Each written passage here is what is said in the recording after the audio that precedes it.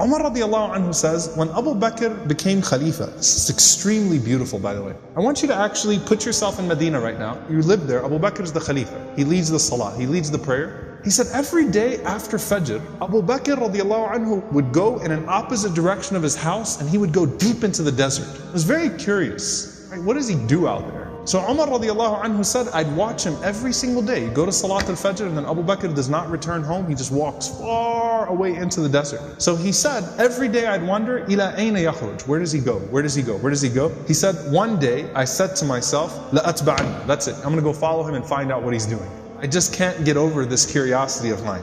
So Umar radiallahu anhu said, I kept the pace from him to where he was at the end of my eyesight, meaning I walked just as far away to where I could still see him. And then he said, I saw him go into this beat up old house. So Umar radiallahu anhu said, I quickly went and I hid behind. And he said, he spent a long time in there. It wasn't like a short amount of time. He spent a long time until after the sun was up, meaning it was getting hot. This is after Fajr, this is way past Duha, way past sunrise. And it got hot and then Abu Bakr radiallahu anhu left the home and he made his way back to Medina. He said, this is way out of the city of Medina now. This isn't even the city of Medina right now. Way out of the city of Medina. So Umar radiallahu anhu said, I waited until I could no longer see him, meaning he made his way back to Medina. And Umar radiallahu anhu said, I knocked on the door, okay? And he said, this woman opened the door. She was elderly, she was frail, she was blind, and there were a bunch of little kids running around, okay? So I said to her, Assalamu alayki, ma sha'nukum ya amatullah. I said, peace be unto you. What is your situation, O servant of Allah? And she said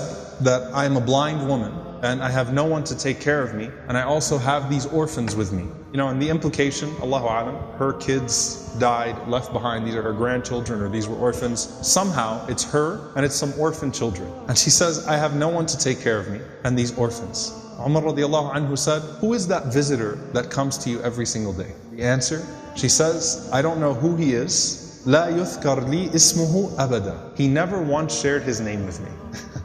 He never bothered to tell me his name. Umar radiallahu anhu said, well, what does he do? قالت جزاه الله خير. She said, may Allah reward him. Every morning he comes. Listen, by the way, she details it. She says, he cleans my home. He washes our clothes. He grinds our wheat. He bakes our bread. He cooks our breakfast. And then he leaves.